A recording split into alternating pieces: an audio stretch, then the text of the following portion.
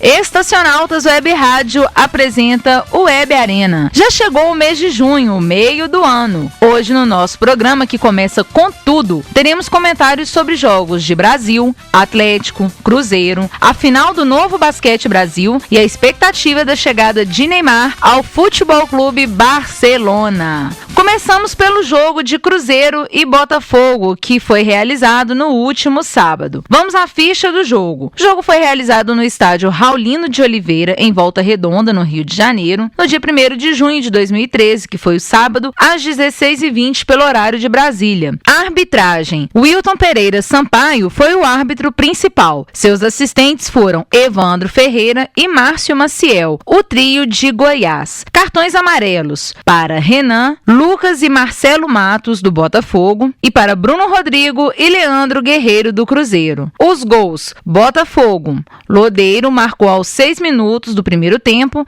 e aos 11 minutos do segundo tempo. Do lado celeste, Anselmo Ramon marcou aos 24 minutos do primeiro tempo. Agora a escalação. Do lado do Cruzeiro: Fábio, Ceará, Bruno Rodrigo, Dedé, Egídio, Leandro Guerreiro, depois Lucas Silva, Nilton, Diego Souza, Everton Ribeiro, substituído por Ricardo Goulart, Dagoberto, depois Luan, Anselmo Ramon e o técnico Marcelo Oliveira. Do lado do Botafogo: Renan, Lucas, Bolivar, Antônio Carlos, Júlio César, Marcelo Matos, Gabriel, depois Lucas En, Sidorf, depois André Bahia, Vitinho, Lodeiro, que foi substituído pelo Renato, Rafael Marques e o técnico dessa equipe, Oswaldo de Oliveira. E já vamos direto aos comentários sobre o jogo do Cruzeiro e Botafogo. Comigo aqui, Lucas Pozo. Tudo bom, Lucas? Seus comentários. Então, tudo bem, Micheline? Olá, caros ouvintes. Eu acho que o jogo do Cruzeiro foi um jogo razoável. O time celeste não jogou tão bem e foi uma presa meio que fácil pro Botafogo. O jogo ficou equilibrado só no começo da partida, quando o Cruzeiro teve aquela sorte de fazer aquele gol que bateu na trave, bateu nas costas do goleiro e entrou. Quando o Cruzeiro fez esse gol,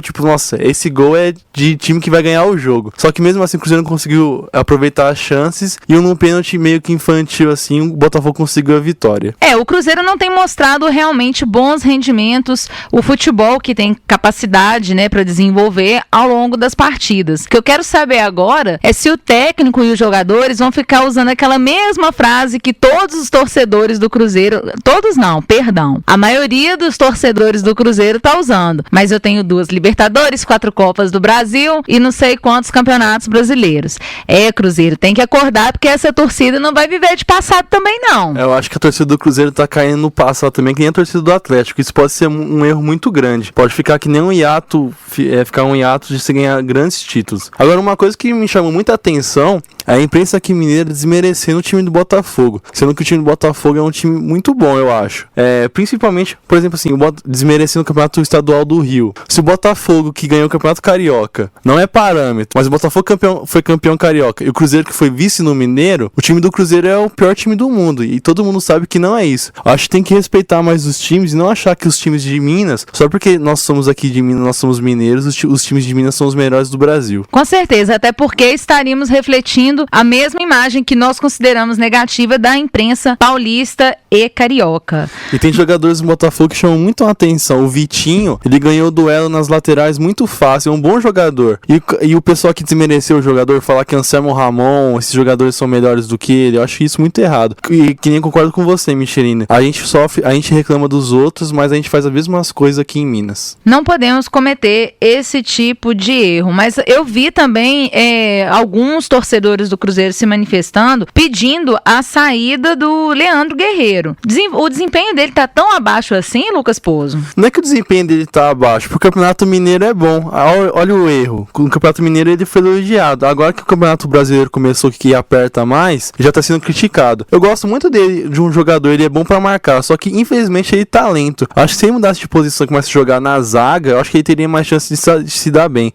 A gente tem um exemplo no Atlético como o Gilberto Silva, que é um jogador mais experiente, não aguenta correr tanto no meio campo e foi passado pra zaga. Eu acredito que realmente falta ainda à equipe do Cruzeiro uma maior estruturação na equipe. retirar alguns jogadores, fazer novas contratações, investir mesmo no elenco. Acho o técnico Marcelo Oliveira muito competente e ele tem tudo para fazer um excelente trabalho dentro do time. Basta realmente focar, eu acho que em novas contratações e dar mais uma olhada assim dentro do grupo e separar, né, o joio do trigo. Tem gente lá dentro que realmente não tá fazendo um trabalho bacana. Então, Michele, concordo com você. Ninguém duvida da capacidade do Marcelo Oliveira. Mas contratar Souza pra ser tipo uma solução, acho que não adianta. Tem que contratar jogadores pra chegarem e vestirem a camisa. Como, por exemplo, o zagueiro mito Dedé. Realmente fez uma boa partida.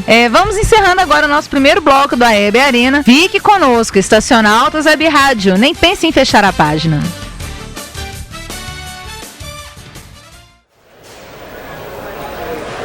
Perdeu. Não, peraí, calma. Calma nada, posta tudo de valor. Ai, de valor.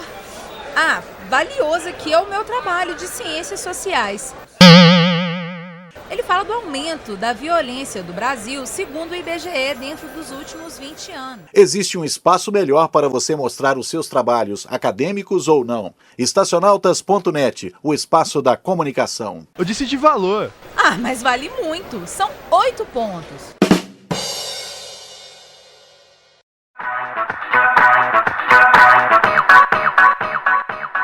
Você está ouvindo Estacionaltas Web Rádio. Nem pense em fechar a página.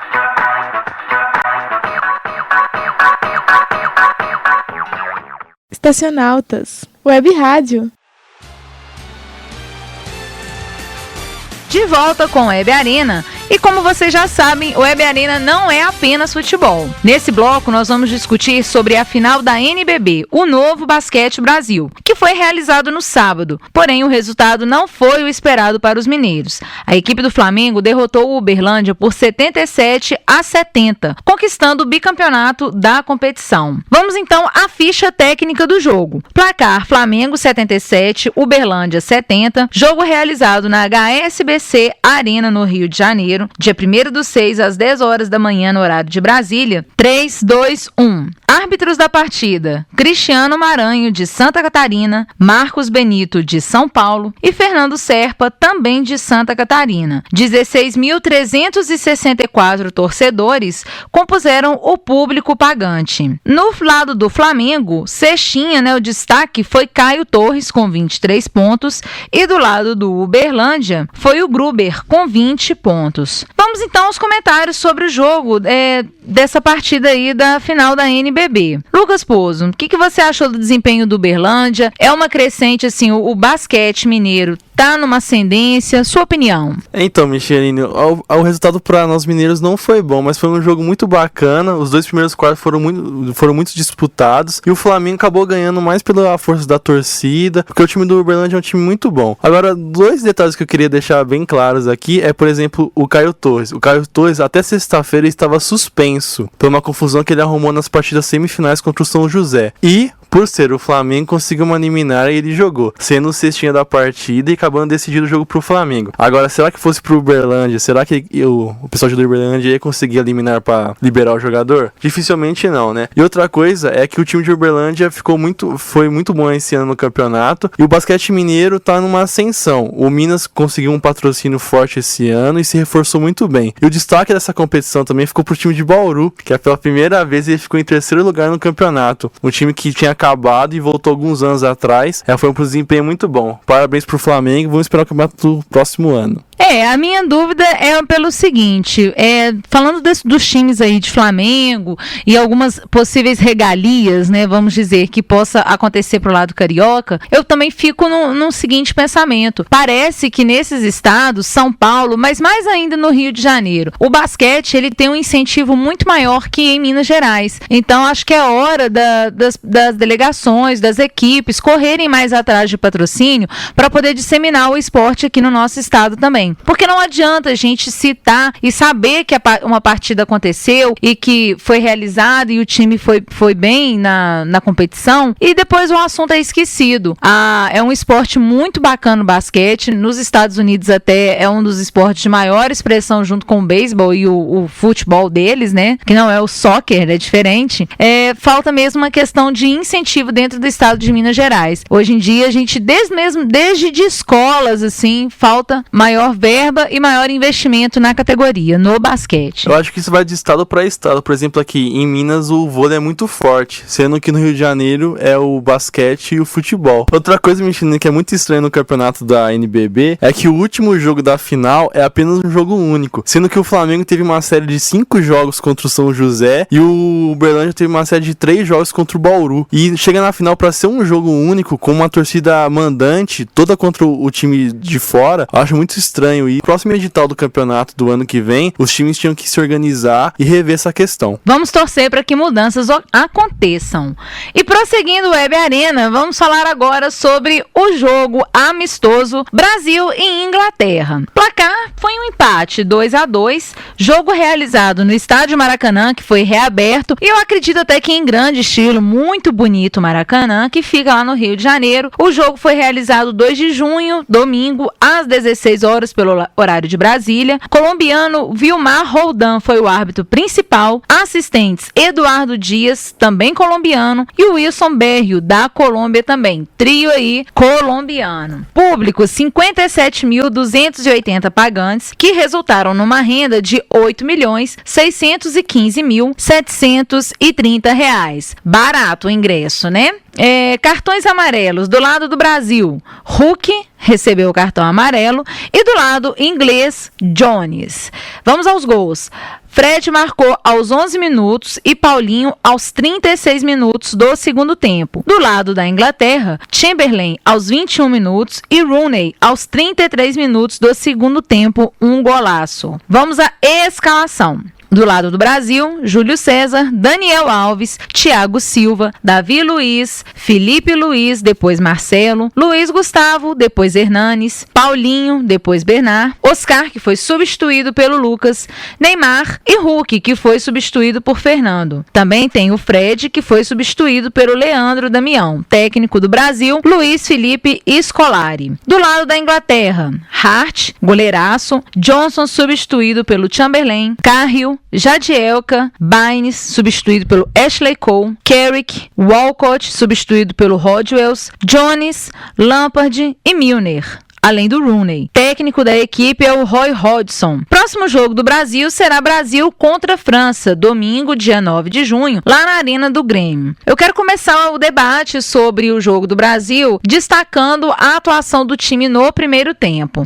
Surpreendentemente, em vista às últimas partidas da seleção brasileira, o Brasil começou de uma forma mais ofensiva, mais solta, saiu para o jogo e mostrou um bom desempenho que há muito tempo não era visto. Até porque a seleção brasileira, a torcida nem tem demonstrado tanta empolgação mais, porque é uma seleção sem carisma. São pessoas que jogam, né, jogadores em outros times, até em outros países, que não tem tanta visibilidade dentro do Brasil. Algumas pessoas que não têm muito acesso nem sabem, por exemplo, que o Marcelo da Vida joga no Real Madrid, que o Daniel Alves joga no Barcelona. Então, o que as pessoas se focam mais dentro da seleção é o quê? São aqueles de destaque, como Neymar, por exemplo, que sempre que vem para a seleção brasileira não mostra o tal futebol que dizem que o garoto tem, mas mostrou um bom futebol, a seleção em si, como conjunto no primeiro tempo, embora o Hulk ache ele muito pesado para a posição dele, acho ele muito grande,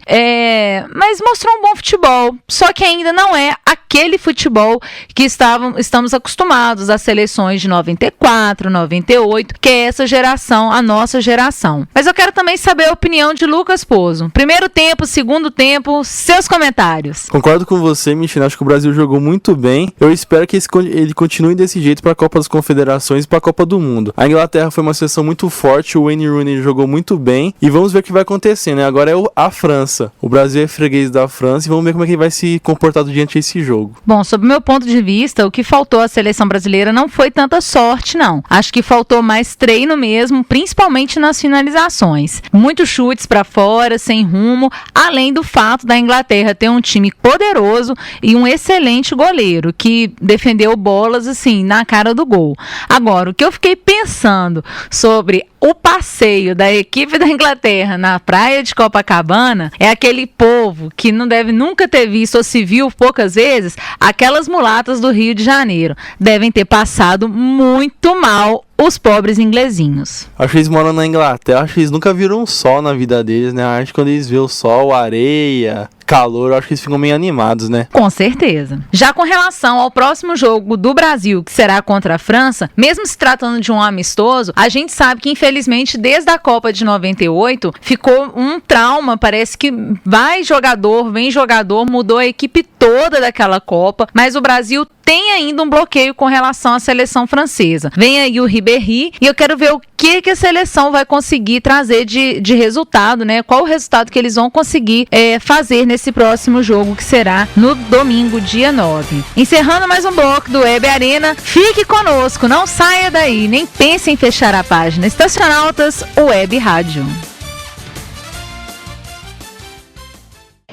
Fique por dentro de tudo o que acontece de importante na Estácio Belo Horizonte. Mande suas sugestões de temas e eventos para cobertura, que você vai acompanhar aqui, notas, flashes e reportagens diárias, além da melhor música.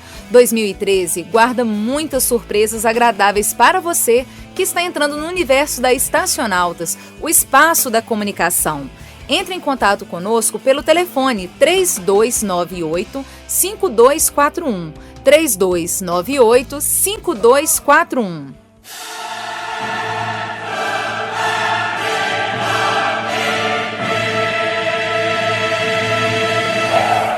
Relaxa, brother! Não é o fim do mundo. Se ligue na Estacionautas, a web rádio da Faculdade Estácio. Nem pense em fechar a página, hein? Estacionautas, Web Rádio. E já estamos de volta. Neste bloco vamos discutir também sobre a chegada do Neymar ao Barcelona. O jogador que será apresentado hoje, segunda-feira, é uma das grandes esperanças do Brasil para a Copa do Mundo. Sua apresentação no Camp Nou tem a previsão de 40 mil torcedores para acompanharem essa chegada. Agora, né, o atacante vai se juntar a Messi, Iniesta, Xavi, Puyol e companhia. Agora a pergunta que não quer calar. Fama de Caicai, mais modelo de penteados de cabelo do que bola no pé. Lucas Pozo, o que esperar de Neymar no Futebol Clube Barcelona? Nossa senhora, Michele, que rancor pelo Neymar. Eu acho que você está desmerecendo ele muito. Querendo ou não, mesmo com essa fama de Caicai, essa fama de mais modelo do que jogador, ele é um bom jogador. Eu não vejo ele pior que o Pedro. No mínimo, no mesmo nível. Agora vamos esperar e ver o que vai acontecer. Eu acho que o Neymar, não sendo a principal estrela do time, o futebol dele pode crescer muito. Bom, na realidade não é uma questão, não é uma crítica minha. É mais uma retratação da realidade. Todo mundo sabe que o Neymar, você não pode encostar nele dentro de campo. Toda vez que ele é tocado, ele cai, ele rola, ele faz uma cena. E todo mundo sabe que no Barcelona, a doutrina dos jogadores é outra. Além deles quase não fazerem falta, eles quase não se jogam no chão. E quando eles são derrubados, eles já procuram se levantar rapidamente. Até porque na Europa, o juiz ele tem um critério muito mais forte para marcar uma falta que no Brasil, na América do Sul em geral. Então eu acredito que para o Neymar serão duas alternativas. Ou ele vai ter que tirar aquela máscara dele e virar um jogador mais sério, mais centrado. Para começar, o Barcelona já sugeriu que ele cortasse mais o moicano e escurecesse os cabelos. Uma sugestão apenas, né? Nada mais. Mas eu acredito que para jogar do lado do Messi, ele vai ter que tirar a chuteira colorida, cabelinho moicano, luzes e gracinhas e partir pro lado sério da coisa mesmo. Toda a cobrança pro Neymar ir pra Europa é pra ele mudar esse estilo mesmo de jogador. Agora, uma coisa que já me deixou preocupado, eu torço muito pelo Neymar, uma coisa que me deixou muito preocupado já foi a foto que ele postou indo pra Barcelona. Tava com ele no jatinho, com todos os amigos dele. Isso já é um mau sinal, porque querendo ou não, ele vai ter que ficar sozinho na Europa, ele não vai poder ficar com os amigos dele o tempo todo. E com isso, ele não vai conseguir se adaptar direito. Eu só espero que o Neymar não seja o novo Robinho. E eu só espero que com ele não aconteça o mesmo que aconteceu com o Ibrahimovic. Eu apostava muito no Ibra no Barça, acho que ele é um excelente jogador, porém ele chegou lá no clube falando que ele era melhor do que o Messi, que ele se auto-intitulava o melhor do mundo e que não importava a opinião pública. Deu no que deu, não me canso de repetir. Ficou uma temporada no Barça e ganhou um adeus de mão fechada. Eu acho que o Neymar não vai chegar com essa amarra toda, porque querendo ou não, o Neymar não é ninguém ainda. Ele só é um bom jogador aqui no Brasil. Acho que na Europa, acho que poucas pessoas conhecem ele ainda. Só a própria torcida do Barcelona, que agora sabe quem que é, que contratou e tal. Porque a impressão deixada pelo Neymar pelos jogos da seleção na Europa não foi muito boa. Vamos ver o que vai acontecer, né? E a torcida catalã tá muito empolgada em receber, tá muito contente com a contratação. competição, pelo que eles demonstram, e o próprio clube se mostrou muito satisfeito, até porque pagou 150 milhões de reais pelo Neymar. Vamos torcer realmente que ele tenha um bom desempenho, que acrescente ao clube, né, que é bom até para a carreira dele mesmo. Eu não acredito em sucesso do Neymar, não, mas tomara que, como dizem os populares, tomara que eu pague língua. Falaremos agora, vamos passar para o jogo do Atlético e São Paulo. Time eliminado pelas oitavas de finais pelo Galo aqui de Minas, caiu no Horto, tá morto. Mas até quando? O Atlético enfrentou o time do São Paulo e o Galo jogou mal, desperdiçou várias chances de gol e não consegue a primeira vitória no Campeonato Brasileiro. Aliás, é o 5º jogo do Galo consecutivo sem vitórias. Isso não quer dizer que houveram tantas derrotas, não é? São 5 derrotas e nenhuma vitória, mas uma sequência de empates, um desempenho ruim. O que está acontecendo com o Clube Atlético Mineiro, Lucas Pozo? Eu acho que o Atlético tá caindo muito nessa mística de caiu no Horto, tá morto, tá indo muito pelo grito da torcida. O Atlético, pra ganhar os jogos no Horto, tem que jogar a bola. O estádio sozinho não vai ganhar os jogos pro Atlético. Eu acho que depois do sufoco que ele passou pelo Tijuana, já teve uma prova disso. A sequência de jogos do Atlético está pesada, está dura, mas ele tem que voltar a jogar a bola, porque um milagre daquele que o Vitor fez contra o Tijuana não vai acontecer de novo. Mas será que não foi justamente por essa última partida da quinta-feira, né, até feriado, que não se atribui aí um cansaço, um estresse mental, até mental mesmo para os jogadores? Concordo com você, Michele, mas até que ponto os jogadores ficam estressados? Eles têm as melhores condições para exercer a profissão deles. Tem carro do ano, todas as viagens são feitas de avião, ficam nos melhores hotéis. Eu acho que esse negócio de estresse e cansaço é um pouco uma desculpinha meio que esfarrapada. Mas, não tirando os méritos do time do Atlético, que conseguiu passar pelo Tijuana com aquela defesa milagrosa do Victor. E o Tijuana provou não ser um time tão bobinho assim, provou ser um time muito forte. Mas será que o elenco do Atlético tá tão focado na Libertadores que vai deixar o Campeonato Brasileiro assim de lado? Tanto que está na penúltima, né, posição, lá no rebaixamento. A situação tem que inverter. Afinal, o primeiro colocado já abriu uma vantagem de 6 pontos contra o Atlético, e isso é bastante significante dentro de um campeonato do porte do Campeonato Brasileiro, que principalmente é feito de pontos corridos. Mentira, acho que o maior exemplo que nós tivemos com essa situação foi do Palmeiras ano passado. O Palmeiras priorizou totalmente a Copa do Brasil e caiu para a segunda divisão. O Atlético tem que começar a pensar mais no Campeonato Brasileiro, porque para recuperar depois é muito difícil. Falando em Palmeiras, o América venceu o Palmeiras, gracinha. Parabéns, América, é assim que nós queremos ver você. América, volte para a primeira divisão, por favor.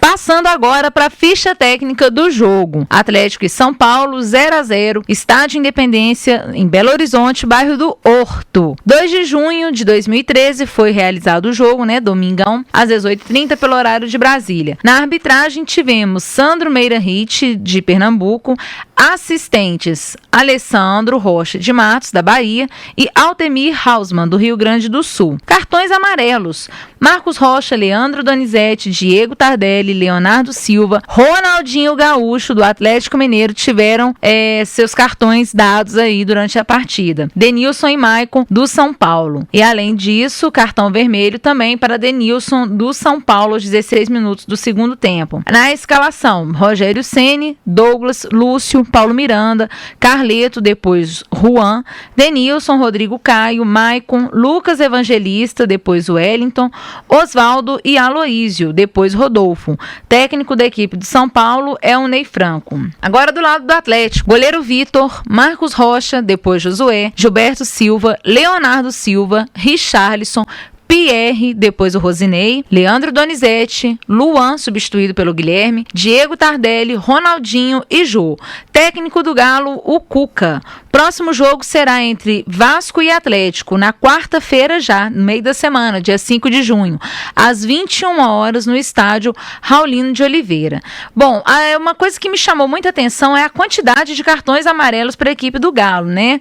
Nós tivemos aí 1, 2, 3, 4, 5 cartões numa mesma partida. 5 jogadores amarelados. O que se deve? Será que os jogadores estavam nervosos, estavam meio desesperados, estavam perdidos dentro de campo? A que se atribui essa quantidade de cartões, Lucas? Às vezes, como você falou, Michel, os jogadores estão tomando cartão amarelo para conseguir um descanso, né? Ser suspenso de uma rodada e conseguir ter folga.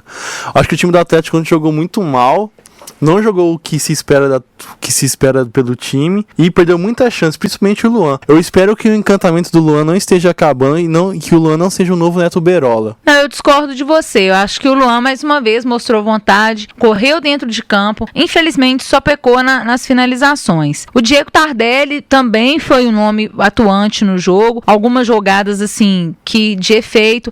Quem eu acho que realmente andou em campo e que não fez absolutamente nada foi o Jô, que aliás não me agrada como jogador. Eu acho que ele não é muito bom de finalização, acho ele péssimo nos pés e as jogadas aéreas não têm funcionado. Então, Jô, dá uma acordada aí, porque a torcida alvinegra não vai ficar tolerando esse tipo de comportamento andando dentro de campo. Por mais que o jogador esteja marcado, ele tem que dar o jeito dele de se livrar da marcação e correr, e não é o que vem acontecendo. Acho que como jogador eu não gosto muito do Jô também, mas pro time do Atlético ele faz uma função muito importante, aquela função de pivô, às vezes consegue ganhar uma bola dividida ali, uma bola de cabeçada, disputa com os zagueiros. Vamos ver o que vai acontecer. Acho que o Tardelli jogou muito bem também, concordo com você, Michelinho, só faltou aquele toque especial na finalização. Agora um caso à parte é o Luan, ele não pode ficar errando esses gols, principalmente na Libertadores. Pois é, os próximos jogos, né, tanto de Galo, Cruzeiro, América, Seleção Brasileira e demais esportes, o TUF.